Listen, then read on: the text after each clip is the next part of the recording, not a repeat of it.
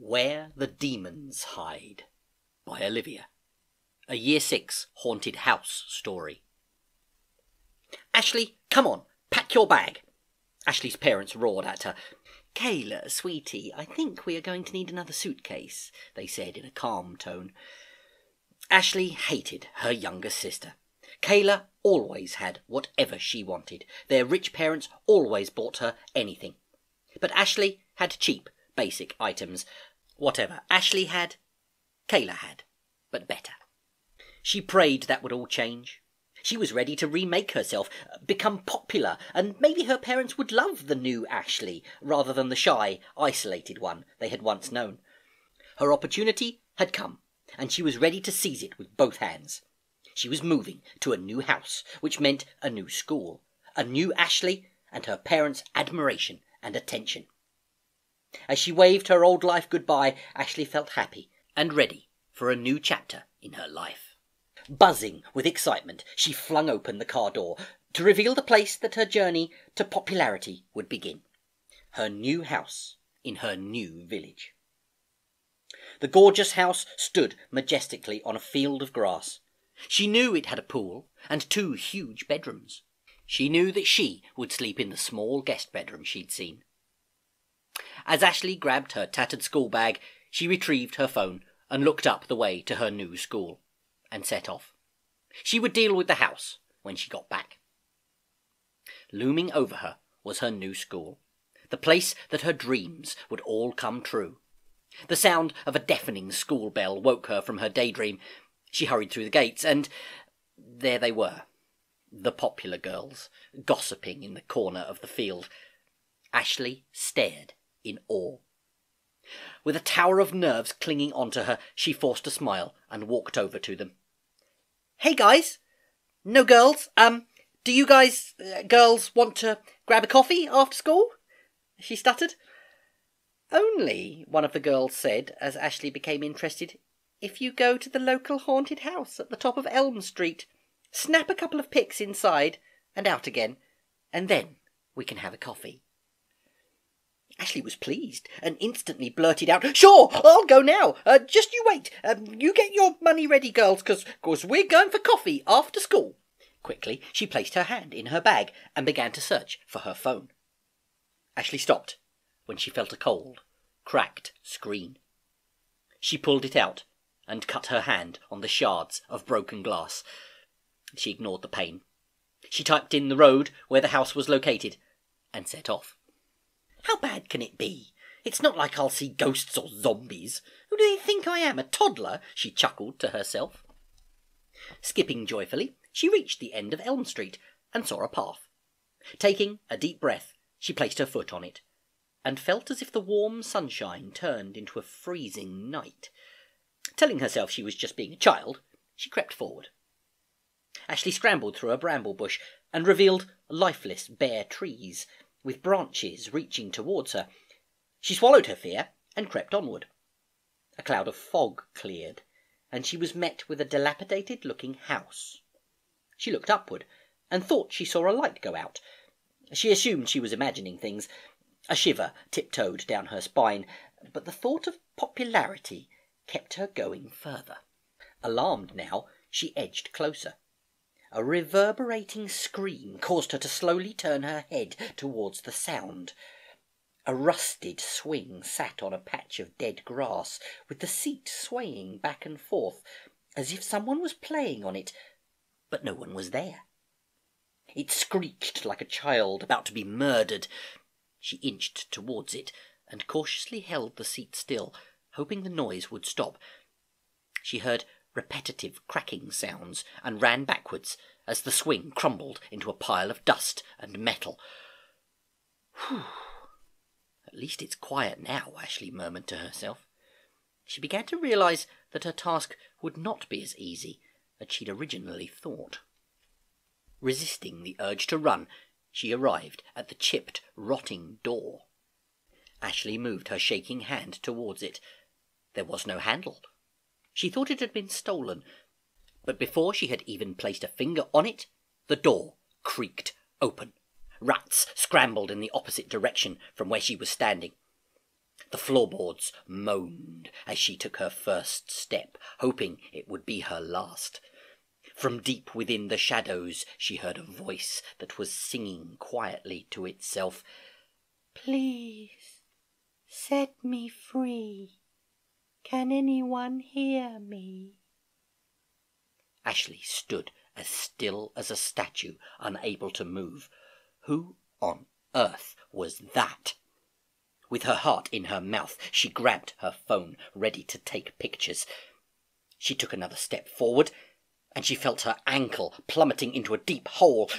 She yanked it out as the splintering wood scraped against her leg. She turned on her phone torch to clear the sea of darkness around her. Silently, screaming, she rolled up her jeans. Blood splattered across the floor. Ashley gagged and turned away. Her leg had been sliced by the wood.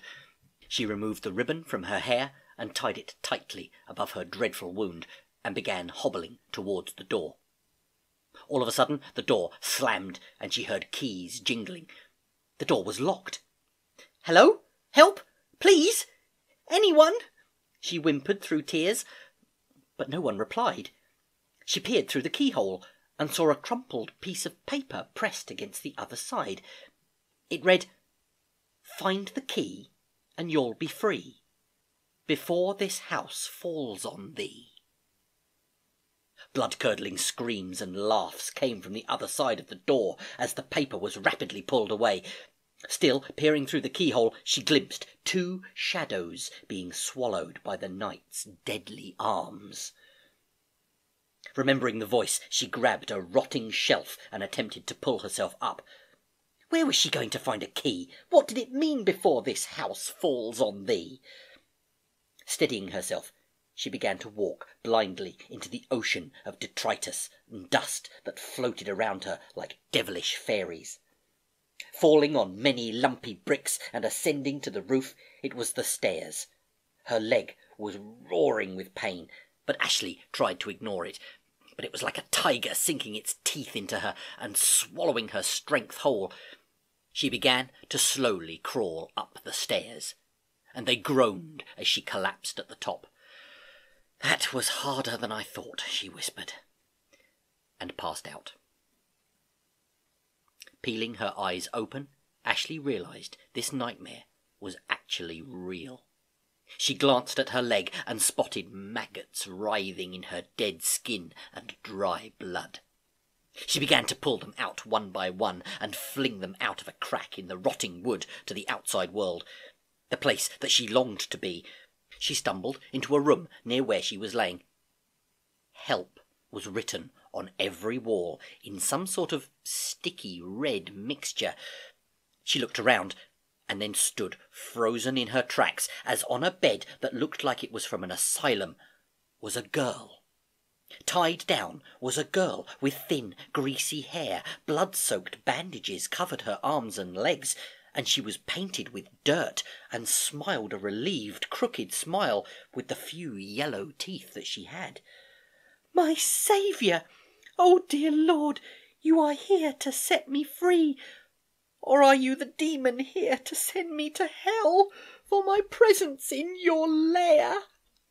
The girl then smiled, causing Ashley's spine to become numb and cold, reaching her bony hand out towards her. Ashley spotted a rusted key dangling from the girl's neck. "I will set you free, but you need to set me free too. You see, that key on your neck is the key to the door to freedom for us both," she explained. The girl nodded, with some form of twisted hope in her eyes. Ashley pulled her phone out of her torn pocket and took a picture of the girl. She knew they'd believe her if they saw that monstrosity. She began to pull the knots that held the girl down from having a happy life.